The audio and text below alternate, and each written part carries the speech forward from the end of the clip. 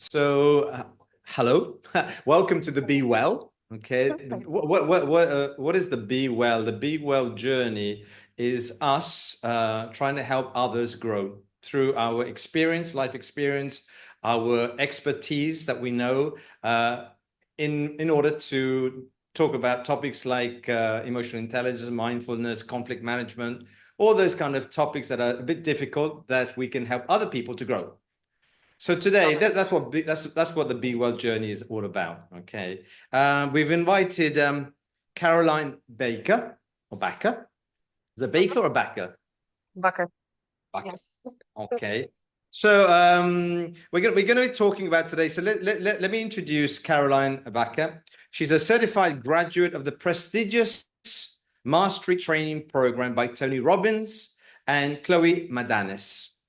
Caroline is a dedicated expert in rat race recovery coaching. Rat race recovery coaching.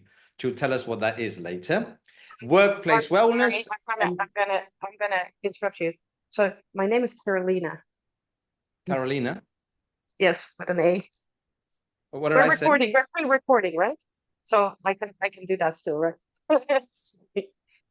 Caroline. I said Caroline. Yes. Did I? That's Sorry. I, Carolina. Sorry, Carolina Backer. Carolina Backer. Okay. And business coaching, guiding individuals and businesses toward a life of flow, radiance, and authentic success. Okay.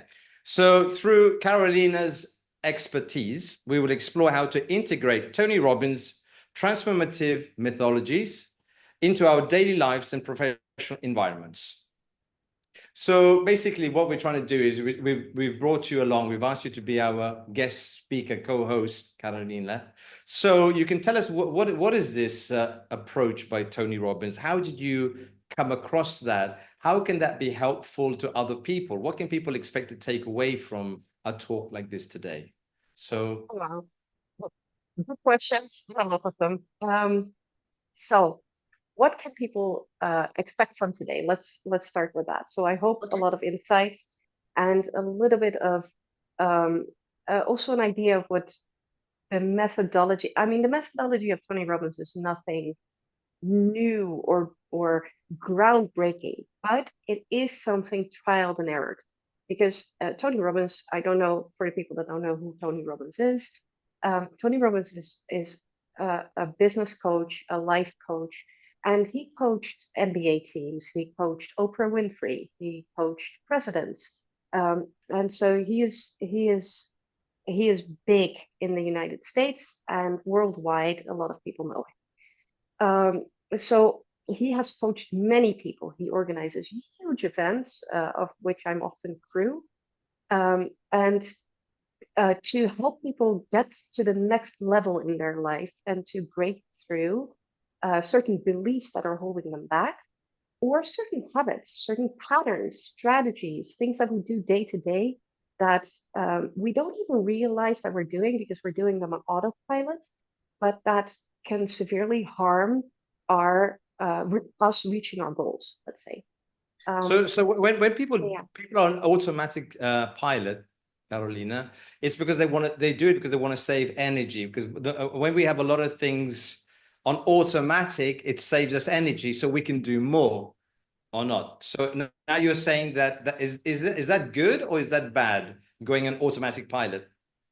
Well, it's actually not something that we have much control over. Because if we would not do things on autopilot, our brain would melt down like an old computer. So it's not something we have control over. Our bodies, our systems, our minds, they are neurologically speaking, they are made to be as efficient as possible and to use as little energy as possible, like you mentioned. And so um, that's actually a normal process. However, some of these things we do on autopilot come from habits from a long time ago, like habits from our childhood.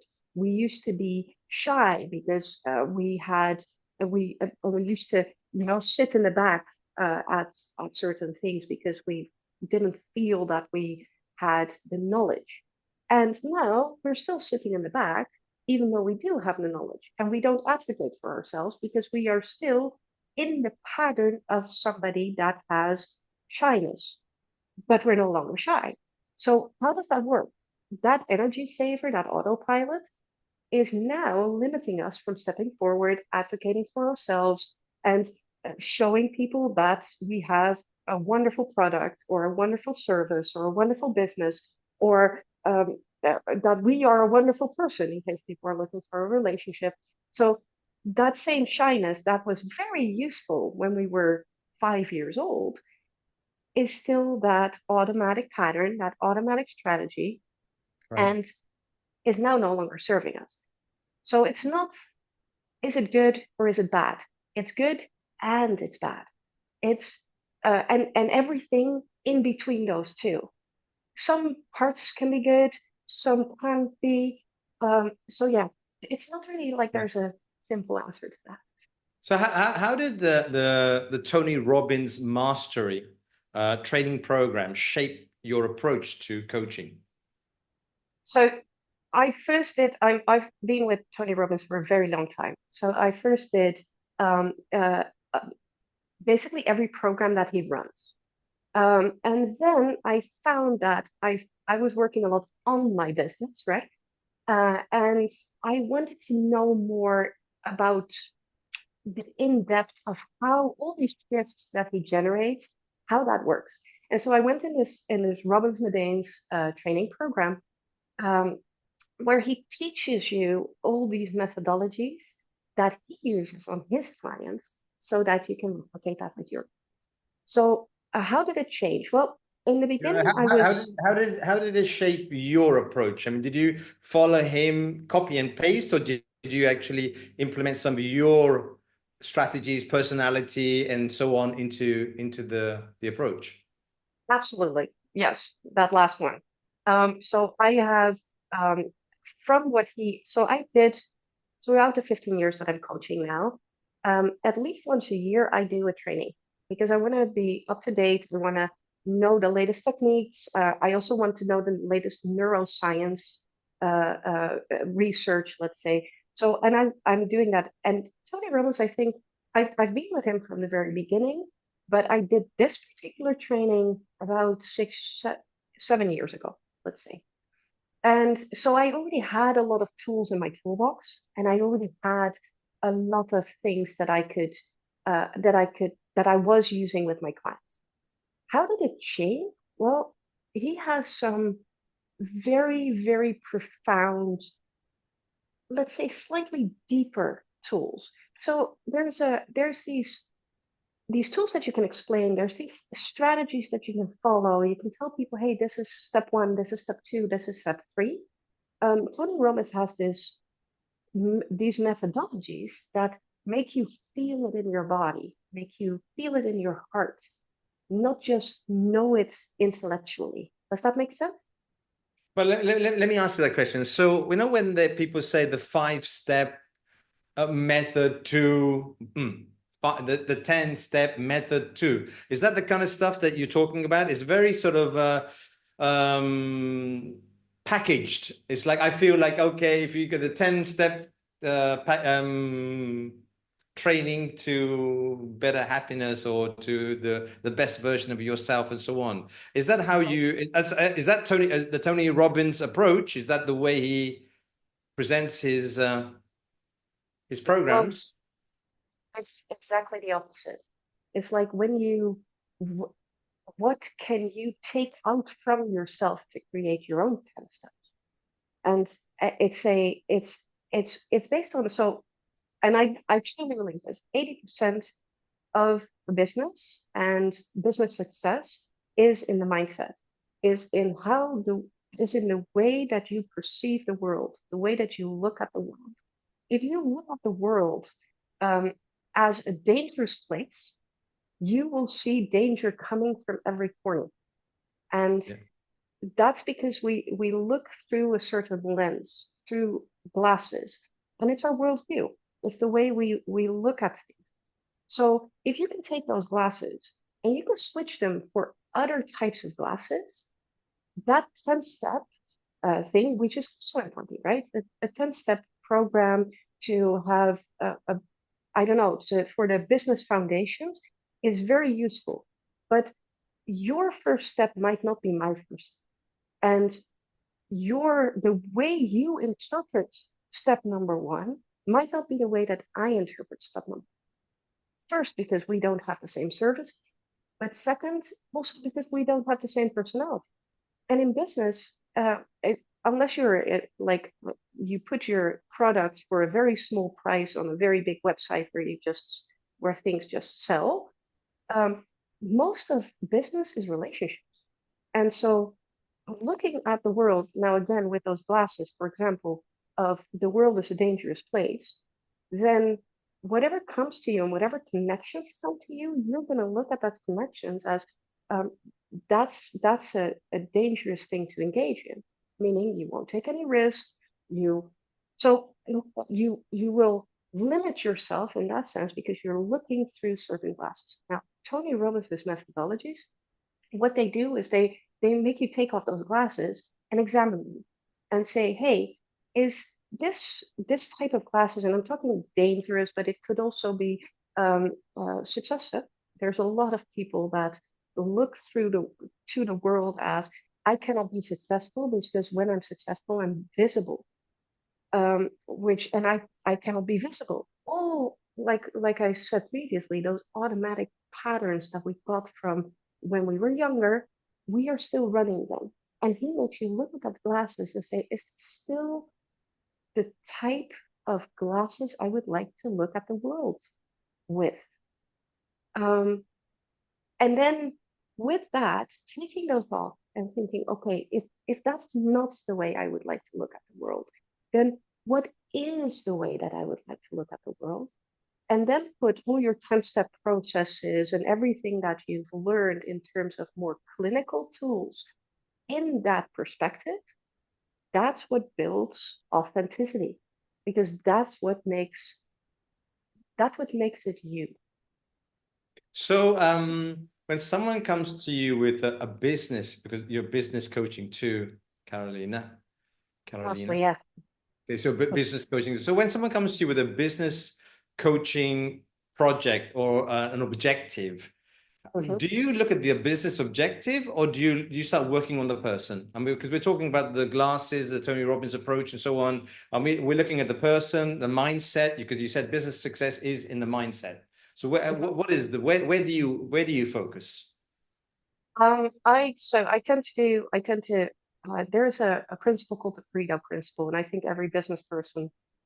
practically every business person has heard of it. It's the 80-20 rule.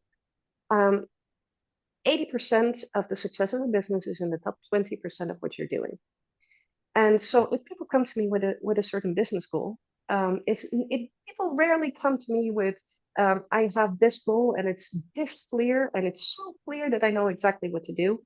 Because then it's just this is where your goal is, this is where you are now. Let's talk about how we're going to bridge the gap, right? Because that's basically what Yeah. you do as a coach. This is where you are, this is where you want to go. Let's see how we're going to get there. Thing is that most people do not come to me saying, this is my goal. And not they have some sort of notion of where they want to go, but the goal isn't that clear. Now, what happens, especially in your system, in your brain, in your mind, when your goal isn't 100% clear, you start to move from one side to the other. And that's simply it's not efficient. It's not and not effective. And especially when you have a team or employees, if we've probably a lot of us have been there when you were working in a company, and then one day the management wanted that, and then the next day they seem to have wanted exactly the opposite, or maybe there's 3 months in between one of the two, but you everybody moves into one direction and then oh sorry we have to redirect now we're going in the that way. It's a huge waste of energy and a huge waste of time. So usually what I do with people that come to me with a business goal, uh, we start, we basically move into specifics. What is it that you actually want? And how do you want it to fit your life? Because especially as entrepreneurs, um, a business needs to be molded around the life that you want, not don't need to mold around your business. That's that, in my opinion, and that's the wrong way around. I don't But know what to running a say. business, Carolina, I've run my business for 25 years. And so I've got Hmm. some experience of being, starting off on my own as just me and another person, and then growing the business up to 30 people and et cetera, et cetera. Couple of points there. I mean, as an entrepreneur, one is I agree with you. If you have your map very clear, you know where you're going, you're not going to, you're not going to waste time, you're not going to waste energy, you're not going to waste money, and so on. But business is today, especially today, business has to be very lean, very flexible, very agile. And trends are up and down. Like what's happening in Japan is affecting you in Europe and so on. So 6 months, 1 year plans seems to be too long. It used to be the 10-year plan, but with a 5-year plan, now even a 1 year plan is too long.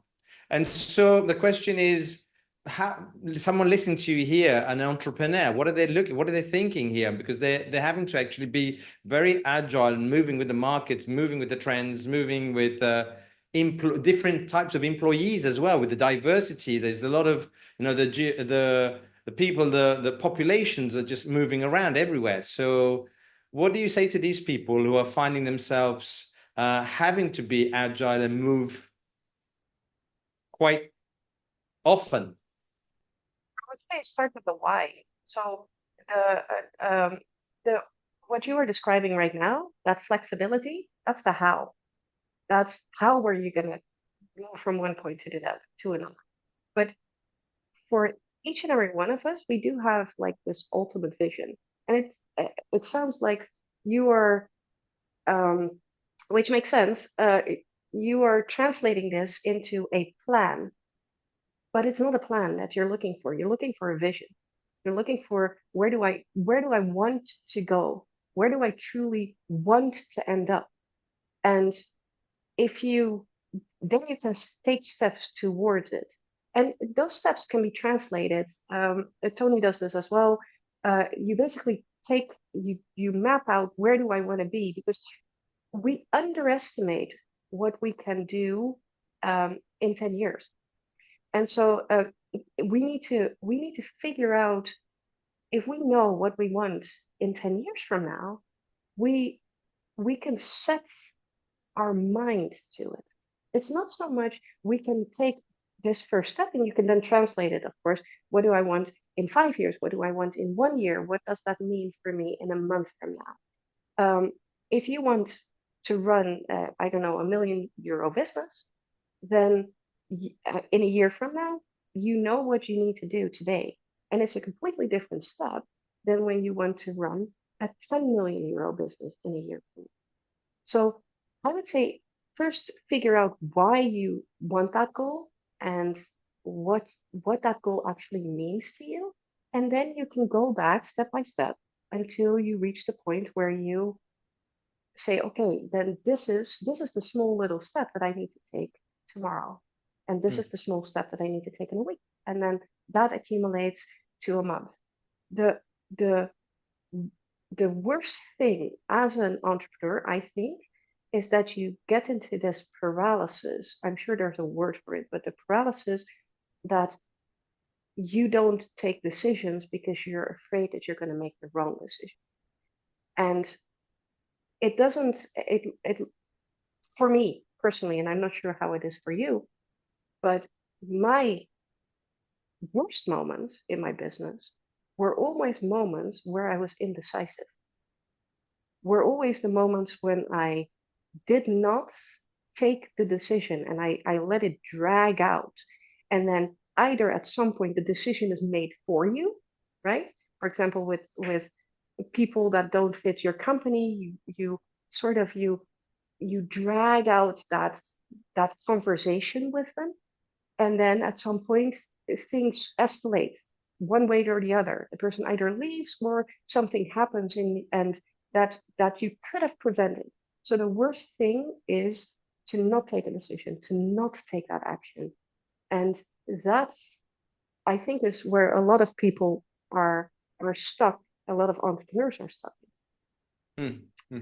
What about these entrepreneurs that have to, because obviously there's a lot of information that can't be divulged, it can't be spread with everyone in the office. So there are strategies and there are like strategic planning and all this kind of things. And so when the entrepreneur actually takes the company in one direction and people who are following him are saying, why are we changing direction? We were going there 3 months ago. Now we're going there, and so on. What happens there with the entrepreneur? Is he sort of is he lost control? Is he looking for the right way to get to the objective? What happens there? So if I understand your question correctly, is when people finally do set that goal and they figured out that their previous goal wasn't what they was that the actions that they were taking weren't actually getting them there, then I think that's very explainable. Um, when you have that, it's explainable for your team. In my opinion, authenticity is also saying, "Hey guys, sorry, I made a mistake. I I led us in the wrong direction, and I recalibrated. I have gotten myself, I don't know, I've gotten myself some clarity and a coach, and this is my vision for the future. This is where I want everybody to go because there's nothing so inspiring as a leader that truly has a vision of not a year plan, but a vision of where to go. So people will follow. And in that enthusiasm and in that clarity and being able to communicate that what it is that you truly want to reach for everyone in the company, right? Because if you're doing well, they are doing well. And so looking at that from that perspective, they will follow. Of course, don't set another direction 3 months later, because then it becomes that same thing of going back and forth, and people will lose their direction. I mean, a leader is there. It's called a leader for a reason, right? You're supposed to lead by example, and whatever behavior you display, including the authenticity of saying, "Hey, sorry, I we're gonna we're gonna redirect because I now see that there are certain things that this part has that this part doesn't, and I think we're going to be more successful here, including that authenticity. If you show that authenticity, you're going to get that authenticity back. And Yeah. there's always going to be people in your company that will not be able to step up with you, and that's okay.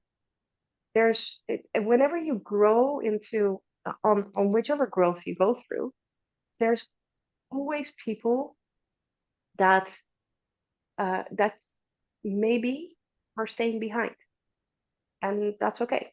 As long as you can see that and accept that and won't feel guilty about that, Yeah, then there's the no role problem. of an entrepreneur, Carolina, is like, you're trying to play all the cards, you're trying to keep the balance. You're trying to get the group to go to the objectives. You want people on board. You're trying to delegate, you're trying to get them to you. So everyone has a share, all the stakeholders are actually taking part in the project towards the goal. So being an entrepreneur is not an easy. It's something I think it's inside of you. It's like, yeah, you can get better with your different skills and your communication, so on. But it's inside. It's the risk taking. It's things that are inside of you, and sometimes many a time I ask, what am I doing this for? What's this all about? It's not about the money. It's not about the glory, but you find yourself, you're there and you have to go ahead, and because that's the way it is. I mean, you're the entrepreneur. So let's ask a question about the rat race. You're a rat race recovery coach. Mhm. Rat race. Tell us a little bit about that. What are we talking about? The rat race recovery coaching. So the term rat race comes from a research that was done with rats, where they made the rat sniff the cheese. Then they put the cheese all the way outside of the maze, and they let the rat run through the maze. And the first time, the rat would find a cheese and all happy. And the second time as well. And the third time, there would not be a cheese. And the rats kept running anyway. And as long as they smelled, some of the rats ran themselves to death, finding this cheese that wasn't even in the maze. Now, if we look at our lives today and a lot of corporate lives today, there's a lot of rat racing. It's a lot of hard work. It's a lot of sacrifice. It's a lot of putting your personal life on the back burner. It's a lot of all that for a reward that may never come, that may never be there. There's a lot of, I'm in this for, I have this promotion, maybe. Yes, along with 15 of your peers. So why are you running so hard, and why are you prioritizing this particular piece over everything else in your life now? And that's the rat race. We are so conditioned to think that that success is that piece of cheese that may not be there, that even if we have all the odds against us, and even if we know that that piece of cheese is not in the maze, we still keep running. And so, rat race recovery, you know how you can, whenever you have been in a relationship, for example, that you stayed in there a bit too long, let's say, whether it's a personal relationship or a business relationship, or a corporate relationship, like workplace relationship. You know how you can leave something like physically, you can leave a certain situation physically, but for the months after that, you still need to recover mentally and emotionally, and in every other sense of the word. You've left that place, especially if it's a toxic work environment. You left that place, but there's a lot of recovery that still happens afterwards. And if we don't recover from that, what happens is that we start running the same pattern. And so we get to a new workplace, or we start a new business in some cases. And funny enough, the same patterns repeat again and again and again. Now, that's you, in all honesty. That's 100% the person that allows those situations to happen again. Now, not on purpose, don't get me wrong. This is not a conscious, yay, let me go from one toxic environment into the next toxic environment. But we start these new jobs saying, oh, this is a completely different workplace. And then 3-4 months later, the peers are treating us the same way. There is again somebody that is making weird remarks, and we find ourselves in exactly the same toxic situation as we had before. We can change that. And that pattern can be broken, but it does require you to not only physically remove yourself from that situation, but also recover from it mentally, emotionally, and spiritually. You were saying about running after the cheese. We are trained. We train ourselves. We go to university. We get lots of certificates, a lot of courses we do. We train ourselves to run for the cheese. And so do we? Oh, I mean, you become a professional, and you're there. You're whatever you are. You're a specialist, and you go there. The question is, how can we get away from what you were saying before about running and there is no cheese? It's just that we're just burning ourselves out. Is that what really happens, or people actually, each one of us has an objective, whether it's a position, whether it's salary, a recognition, and each one goes for, that's what their goal is, and that's what they do. How can they find the right balance to not get burnt out or not go down that rat race you were talking about? Well, let me say this. First, I think it's a luxury problem. Because you don't have to do this. You get to do this. I mean, if you have a position in a company where you can say, this is the salary I'm going to strive for, this is the position that I would like to have, amazing. You got to a point where you get to say that. And that in itself is pretty good. Besides from that, I think a lot of it is generational. So we have we have we are given certain tools in out of love, honestly, out of love, we are given certain tools that might not serve us. I mean, we, at least my generation, comes from parents that were uh, in in a more directive type of corporate organization, let's say. So if you were told what to do and execute it. Unless you were the boss, then you were telling what to do and people executed. And Right. there was no conversation about your tasks. There was no, this is what you're going to do, and that's the goal. And if you do it well, then there's no salary raise. That's just the way it was. And so for our parents to survive that environment and for them to thrive in that environment, they needed to make certain choices. Now, every generation is there to improve on the last generation, right? Evolution means Yeah. that we need to improve on our parents. And so they have given us certain tools, they have given us a certain mindset. And one of those things is of that generation is you have to work hard for your money. And the whole smart working, that wasn't even a thing. So having to work hard, a lot of people, I have, for example, a client who, when he started with me, he got a couple of promotions.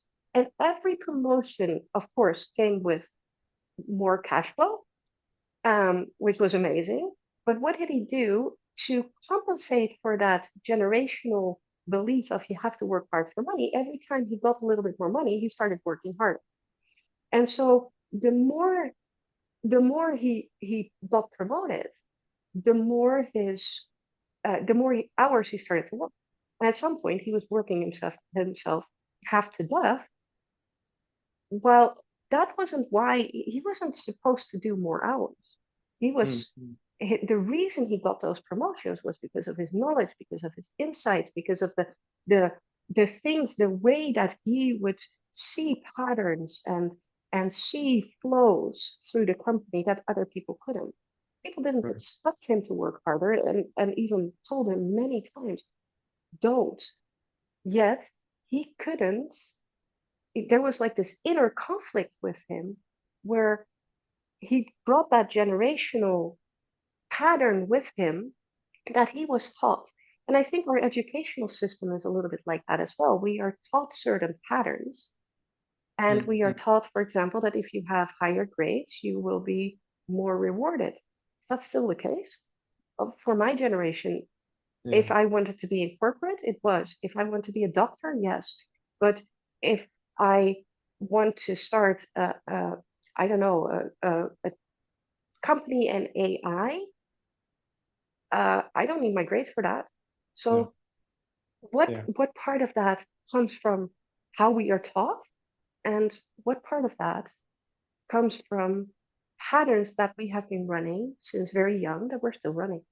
Yeah, yeah, definitely. I think the beliefs as well. I think myself, when I had some success, I I thought it was too easy. I said I need that was it. It was too easy because that success was bringing in cash flow, we were expanding the business, getting a bit of recognition, and I felt like uh, my parents had to really work to get this money, really had to work. So, I didn't sort of give myself credit for having the vision or the insights or the connections to actually get that business.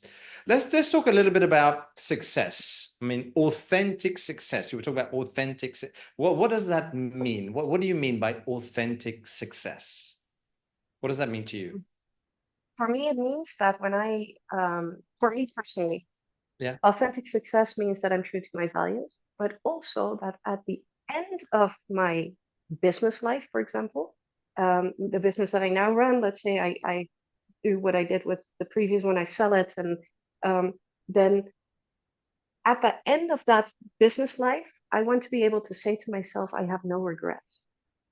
I did everything I wanted to do, and I didn't let the fear of success or the fear of failure stop me from stepping forward and stop me from doing everything that I thought was good, and that didn't stop me from contributing, and it didn't stop me from speaking my truth.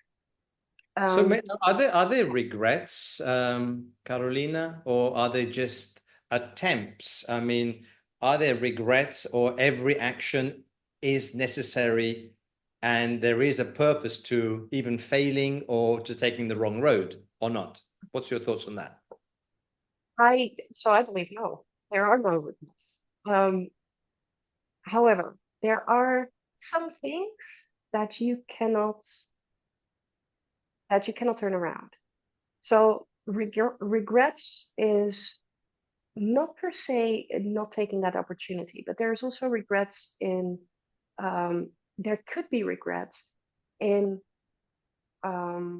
not contributing to your with your highest intention. So not giving it your all. Um, I I'm not sure if you have the feeling that you're not giving it your all and it keeps you up at night, then that would be a regret I would have afterwards. Yes. Although if you want to call it, it could also be a learning. So in my case, the moment but yeah, that's the nature of a coach, I think. When I feel like a regret is creeping up, I immediately grab it and it's like, oh wait, this is something, this is because I don't have many. This is something that I need to look at. And this is something that I need to do something about because apparently something here is not in line with my values or with the things I truly want to do or with my ultimate vision, right? So I tend to grab those quite fast. However, I realize that not everybody has the tools that I have, has had the education that I have, has had to go through all the self-reflection that I went through, right, to become a coach and to stay on top of my game as a coach. So that's I do think there's a lot of people that feel they have regrets, and that's usually because they didn't take action before it went too far. And so there's always this I could have, I should have, I needed to do, or maybe if I Mhm. just would have done. And those I do consider regrets. And with, I can say that at the end of my life, I want to keep the regrets that I have, which is like a handful, maybe. Um, because I had them And since some of them are since childhood, some of them are from an from an investment that I made that I completely lost, and I think, oh, I wish if I would have only done my research, which I didn't back then. It was a big learning. That was a big learning. it's Um, always but a learning. It's always a learning, right? would it I be think. both? Do you think? Would it be Yeah, both a I think regret it's and a learning? a regret. I mean, is maybe not taking an opportunity. A regret is maybe letting something go quicker than you could have. You know, you should have maybe held on to it a little bit longer, or maybe that relationship had to be worked a little bit longer. Or maybe you could have given a little bit of yourself, more of yourself into that, and perhaps that's regret. But personally, I think the regrets. I mean, you do in that moment, whenever that moment was, you did your best. You did what you thought it was the right thing to do. And now you look back, and from here you look back, and it's easy to look from here and say, okay, I regret that. But at that moment, you didn't have the awareness, or you didn't have the tools, or mind tools, or whatever that was necessary for you to make the right decision that you could make today. Let's go on to another one. Talking about the triad of Tony Robbins. Like body, focus, and meaning. Body, focus, and meaning. How does that impact us? Body, focus, meaning. So those three, it's a triad of the state of being. Whichever state you are in, whether it's a panicky state, a happy state, an excited state, an anxious state, every state that we are in, um, in Tony's perspective, is a choice.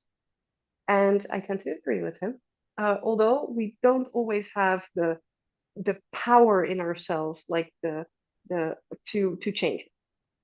And So so the fact, say that again, Carolina. So in every state we are in, it's a choice that we made to be in that state. Is that what you're saying? yes, yes, I am.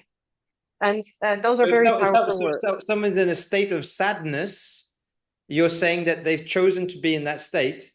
Yes. Hmm. And I will tell you how that is. So we have a thing called, let's talk about sadness. Sadness can be primary and secondary. And primary sadness comes up super fast. You, it's cried out, and then it's done. Now it's like a 1 minute thing. That's primary emotion. We can have that multiple times a day. Don't get me wrong. If something really, really bad happens, then we have multiple 1 minute moments a day. Huh? But staying in that sadness is a choice. And staying in the suffering is a choice. Pain is unavoidable, but suffering is always a choice. And we choose that by basically by letting our monkey minds control our thinking instead of saying, no, I'm in control. I am my own leader and I'm in control of that voice. So when it comes up and we stay in that state of mind, according to that triad, we do three things. First, we use our body in a specific way. And our body, so these three work very closely together. It's a triangle with these three components.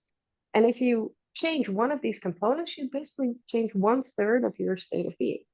So let's take let's continue on sadness.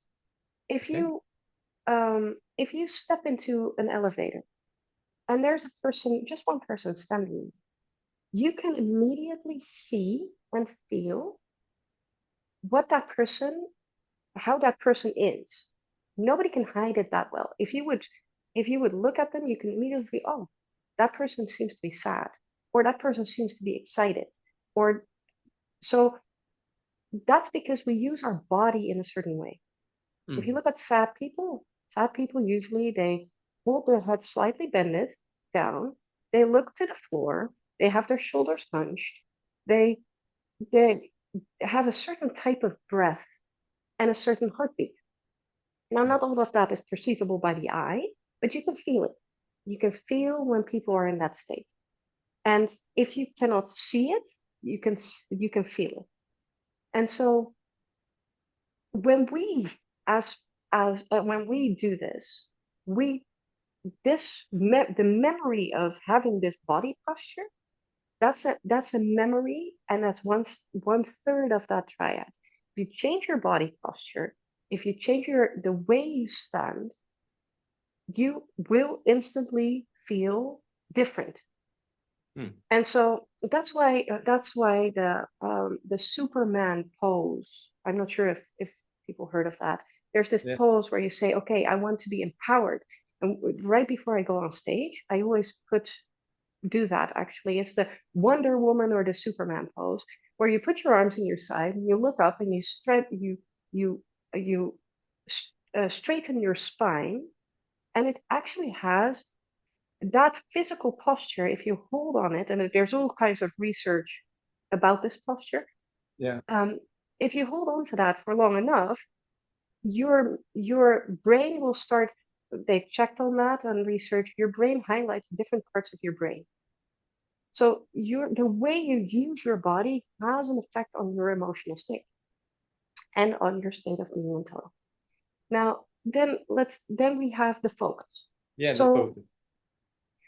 so if you look at if you are sad, there are certain thoughts that go through your head, and you have a certain focus. So when you're sad, you cannot think, oh, yesterday was such a fantastic night, and be sad at the same time about that same night. There's certain thoughts that go through your head where your focus is on.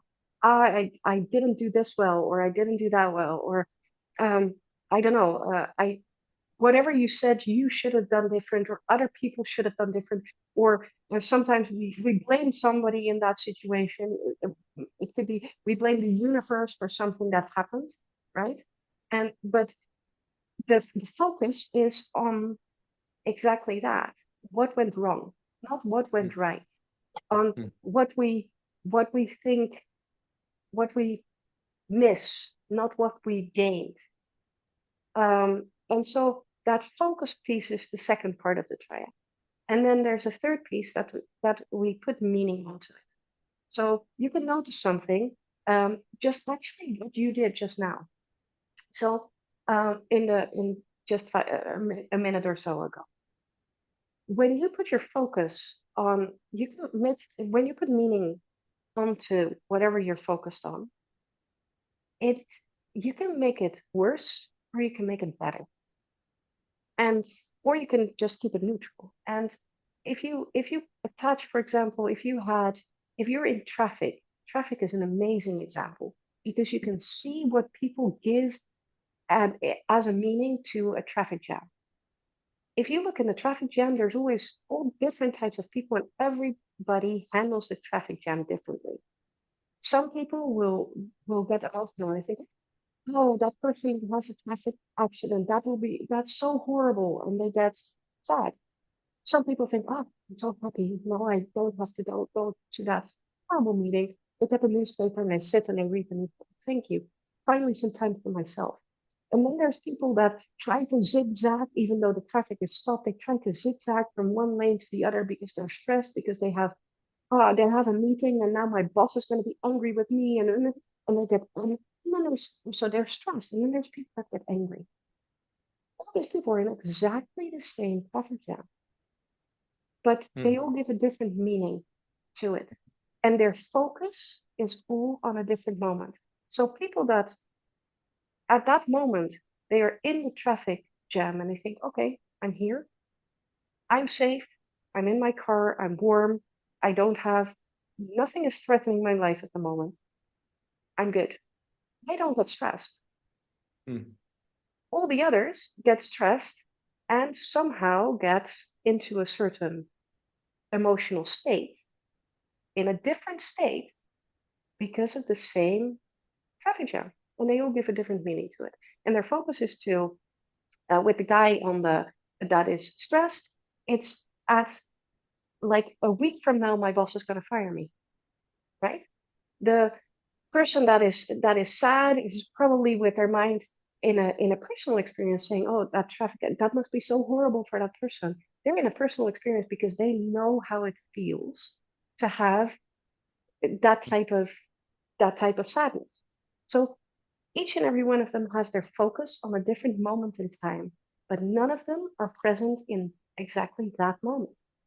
mm, mm. So that's the meaning. And so if you put those three together, changing and being aware, right? Every change happens only once you are aware of sort of the baseline. You cannot change something that you don't know. And you cannot change something that you can't see or don't want to see. So if you look at that entire triad and the state we are in after our primary emotion is secondary and is a Mm. choice, because you can change your state, you can change your focus, and you can change the meaning. You can make it not better or worse. You can just make it what it is.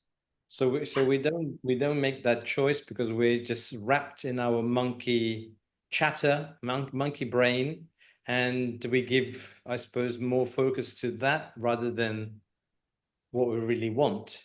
As we're coming Now, to I'm not gonna. the as we're coming to the end, Carolina, there's a point here about priming the day. Oh, Priming the day. Tell so us a little bit, talking what about is your that? monkey mind, exactly. So monkey mind control basically is priming your day. If you so priming your day, if you start your day with a small win, and so for some people, a small win can be making their bed, small win, and you celebrate the win. Um, you're basically priming your day. Now, my priming routine is pretty long. I take about an hour and a half for my priming routine every day.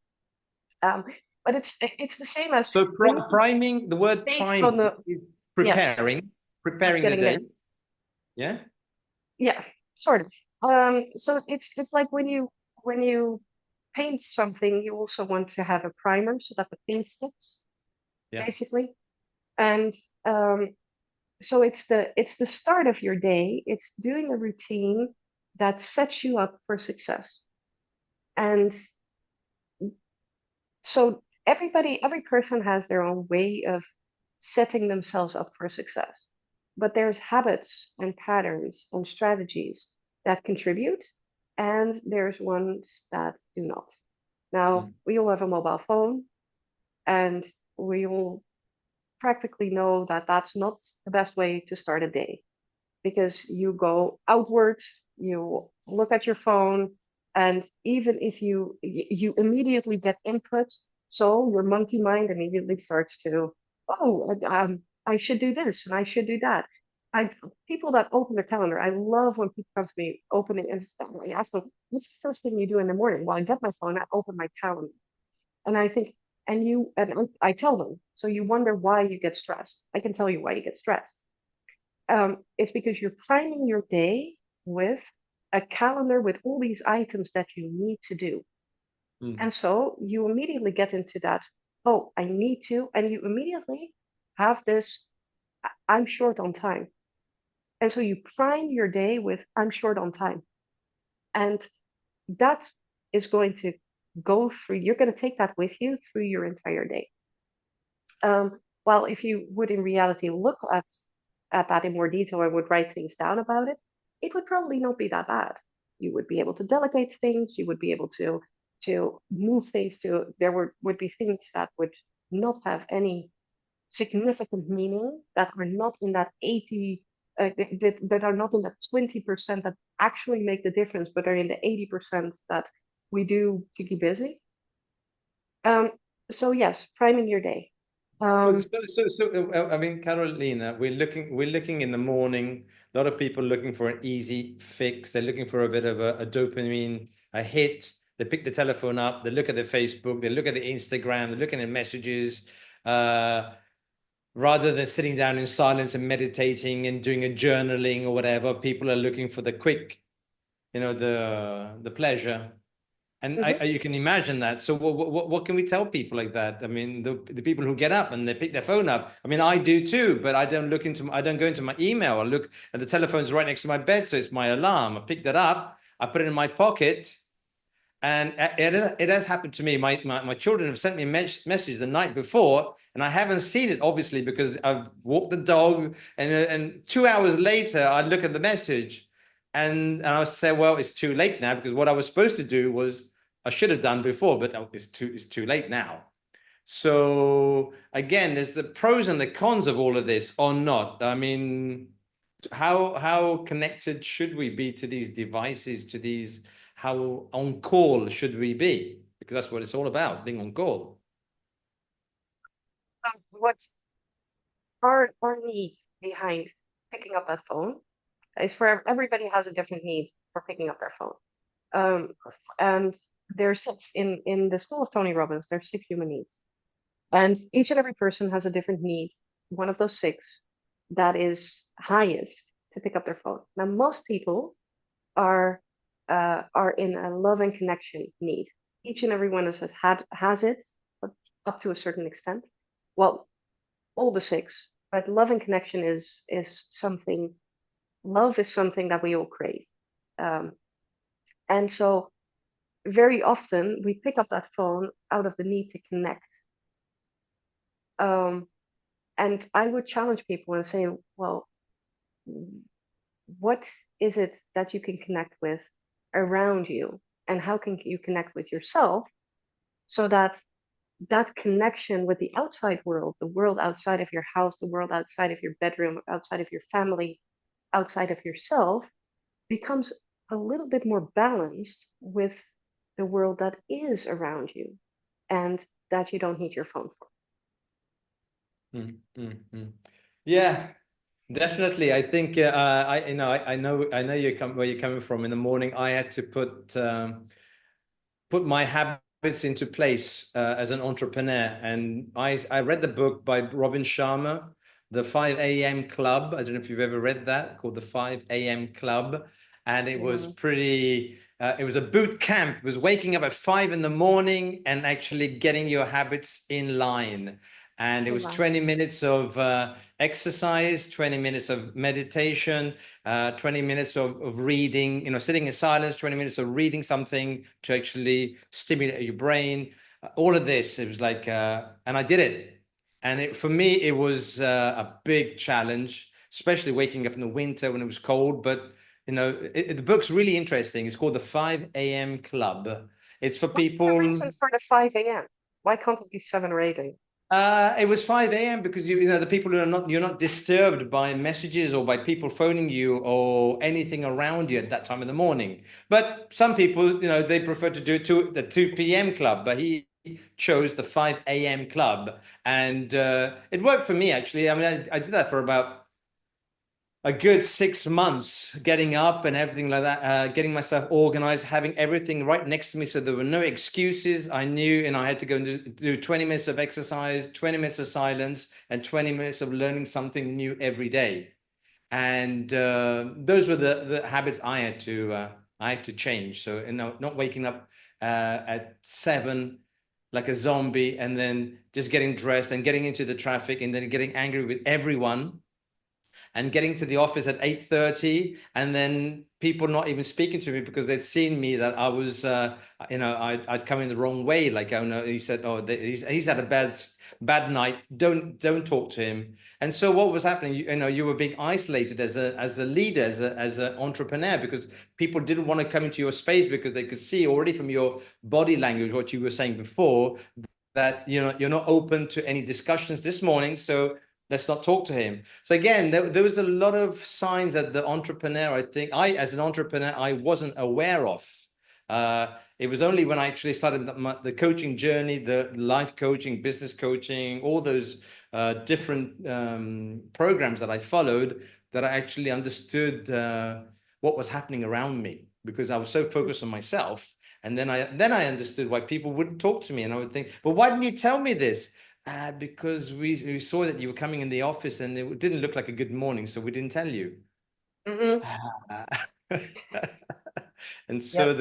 there were a lot of those heart sort of opening moments to actually say, okay, you got to get yourself together. And so that was the journey I took on, and that led to where we are today with the BEwell as well. So listen, we're coming to the end. We're coming to the end, Carolina. Listen, thank you very much for your time, for all these insights. I hope whoever watches this video, whoever takes some of these nuggets away, they actually implement it. Maybe they can contact you. Can they? Where would someone find you if they were looking for you? So somebody can find me on LinkedIn, Okay. Carolina Bakker, like my, if you type in Google, if you type in rat race recovery, you automatically end up on my website usually. But my website is coachingbycarolina.com. Okay. And I Okay. would love to hear from people also about the episode and what what they agree with, what they disagree with. I love that. Yeah, I think we're here to help other people move forward, improve their performance, whether it's in life or whether it's at work. So some of these strategies, some of these insights could be really helpful. What about if someone wants you to go a little bit deeper, apart from contacting you and maybe doing a coaching session or some of your courses? What are there any books, any podcasts, anything that you would recommend that someone could actually go in, learn a little bit more about the rat race recovery coaching, or maybe the Tony Robbins mastery program? Could you give us some?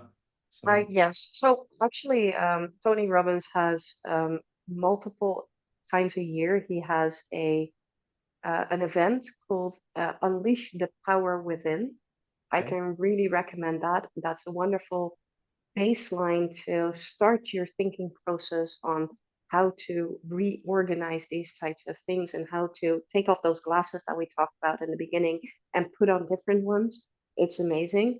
So, of course, if on my website there is several tools and free stuff. There's an imposter syndrome free imposter syndrome conquering training that people can download.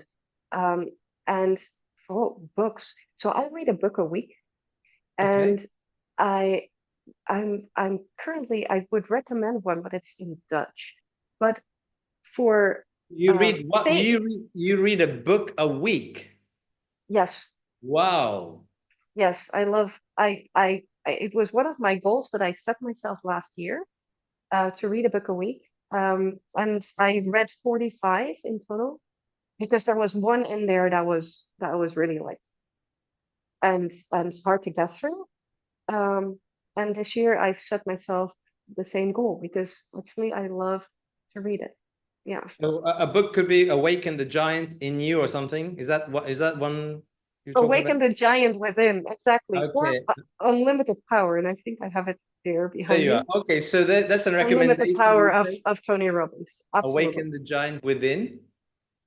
Yes. And Okay. I love a book called First Break All the Rules from Gallup. And it's amazing for leadership Oh, and people running a company.